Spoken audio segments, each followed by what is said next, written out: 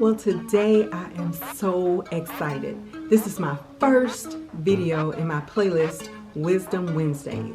So I'm going to be sharing with you on Wednesdays little nuggets of wisdom that I've collected from my experience and from collaborating with so many skillful teachers and educators.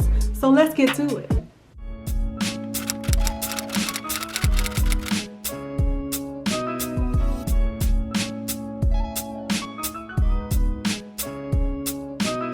Skillful teachers, welcome back to my channel, Skillful Teaching with Dr. Angela, where my goal is to motivate, inspire, and uplift teachers everywhere.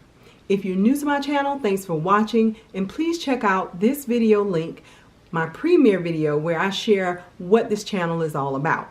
And don't forget, after you watch, hit that like button and subscribe so you can get all the videos right into your YouTube account, and you'll be helping me out a great deal. So today's Wisdom Wednesday is 10 questions all skillful teachers want answered. So what I'm going to do is go through these 10 questions and I'll share my answers. If you have some answers, please leave some comments in the comments below. Number 1, how can I reward my students without breaking the bank? Money demands have always been in sight as a teacher. Even when I first started teaching in 2002, there were some teachers that I was friends with, and in their schools, they had to actually pay for their own copy paper. Are you kidding me? So the state of South Carolina gives us $250. Maybe at one time it was $200. I don't know if they've cut that down any, but we get that money once a year from the state. And they expect for teachers to buy all of their extra supplies and things that they need that they use to help with the kids throughout the year. Really? So you want to make that 250 stretch. One thing we can do for our students is the good old United States Postal Service. That's right. A little postcard goes a long way. And students are really excited to get that postcard from you, the teacher. And something like that can build relationships with kids and keep a student that was probably your best troublemaker and turn them into the best class helper. Another reward these days are using digital badges. That's going to be great because we're in the digital age anyway right now. So using a digital badge like Class Dojo or even badges in Google Classroom, those are excellent ways to reward students. I've seen kids when I've walked through middle school hallways pulling up their cell phones. Hopefully they're in a cell phone zone. They are sharing and bragging about their different badges that they've received from particular teachers. Number 2, how can I be sure that my students understand the instructions the first time I give them out? You know, so I can avoid that deer in the headlights look. First, you can be sure that everyone is quiet before you start giving instructions. Use something like hand claps, gestures, little call-in responses to bring students to attention, and then they're more likely ready to listen and receive what you're saying. Once you have the students at attention, then give them a few minutes after you give those instructions to absorb what you said. Let them turn and talk to a partner just to clarify what the directions are, and then even have someone share out loud. Believe it or not, in today's time with digital and blended learning, this is important if you're working in a synchronous session online as well, to make sure that everybody has paid attention, right? Maybe even have some students repeat the directions and type it in the chat. Let them know that a part of your regular routine is to call on one of the students to share out with everybody what the directions are. That way you're more likely to keep everybody listening and on task. Number 3, other than tests and quizzes, quiz, quiz, test, quiz, quiz, test, what can I do to make sure that my students are understanding the content? I thought you'd never ask. Using formative assessments and quick checks in the classroom is one of my favorite strategies.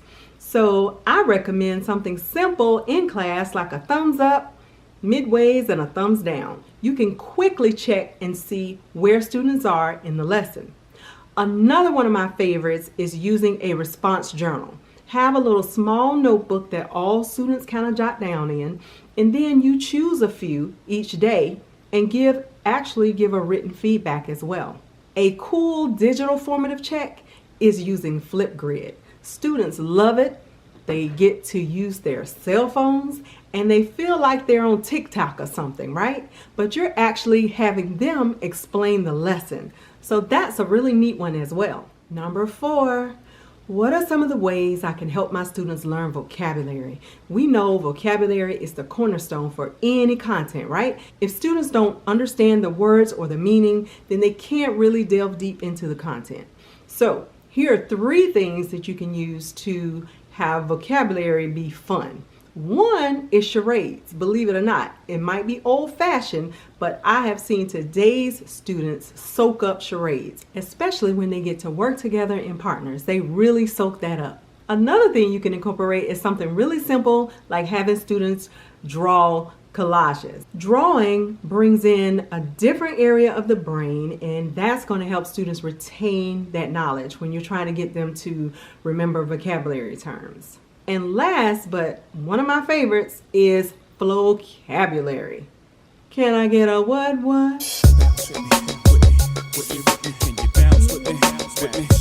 No, I'm just kidding. You want to be a rock star and get hype? There's 3 different rocks. You better know every type. I'm talking about igneous, sedentary, and metamorphic. Study till you get it, and don't forfeit, and you can be a rock star. Now you know your kids will get into that rapping, right? They love it. All kids do. It's provocative. It gets the people going. Number 5, what's the best way to keep students from constantly interrupting your lessons? Well, I'm going to tell you right now, you can't win putting that class clown on blast. They're just going to exacerbate, right? We are not formidable opponents for the dozens with these kids. Instead, help him or her channel that inner comedian by giving them a minute. Give them that minute at the beginning, middle, or end of class. How can I help my students get organized and turn their work in on time? Helping students use color coding and tagging their items in their to-do list, that's a huge help. That goes a long way to helping students stay organized. Number 7, what is the best way to integrate technology in my lessons? Hands down, the SAM-R model. That model of technology integration is awesome because it explains every step of the way how to integrate technology in the classroom. It was created by Dr. Ruben Dara, and it really helps teachers design lesson experiences integrating technology for students with the highest levels of thinking and learning going on at the same time. So from S to R, there are increasing levels of complexity. Kind of think like Bloom's taxonomy, how it increases.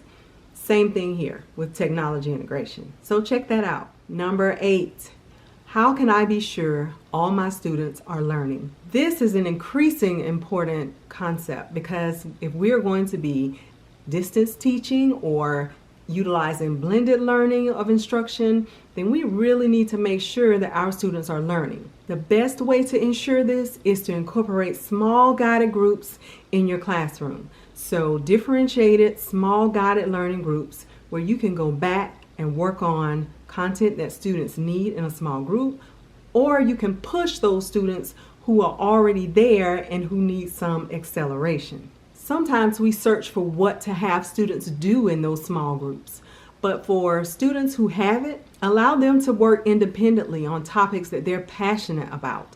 That's where the learning is really going to soar. Independently, they can do things like prep for upcoming lessons, or they can go back and figure out some misconceptions and identify those in previous lessons. So everybody is working while you're working with that small group. And remember, we have breakout rooms in the majority of the virtual platforms, so you can form small groups virtually as well.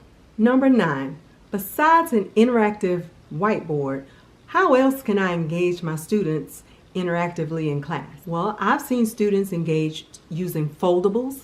They really get into all the different shapes, and foldables are pretty much for every content there is out there.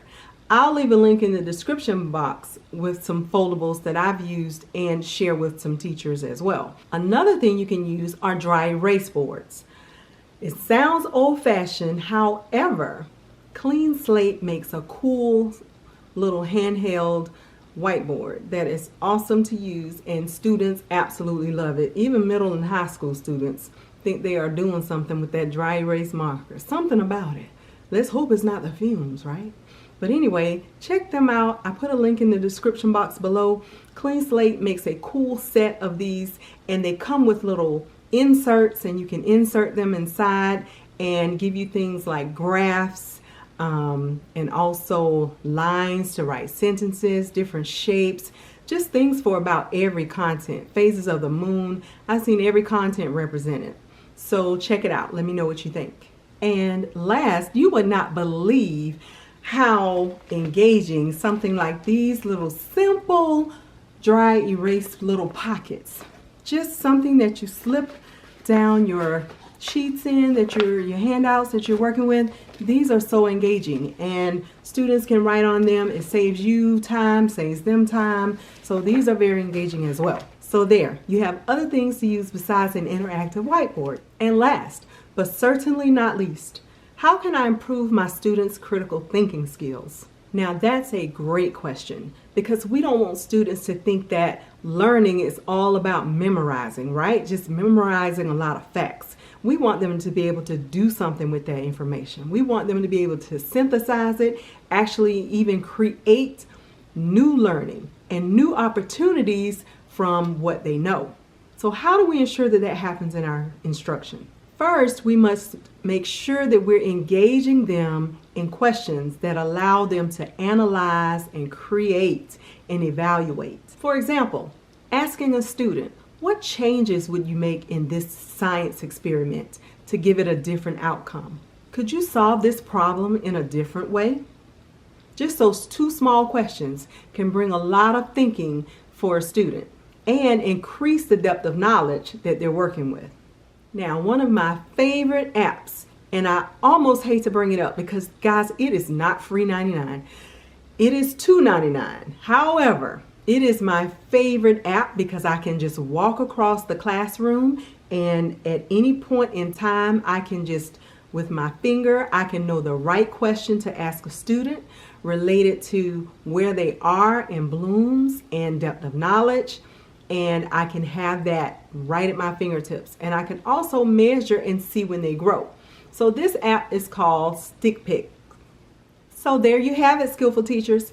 10 questions that all Skillful teachers want answered. Leave a comment below to ask a question or share one of your answers to a question. Also, drop a topic for Wisdom Wednesday.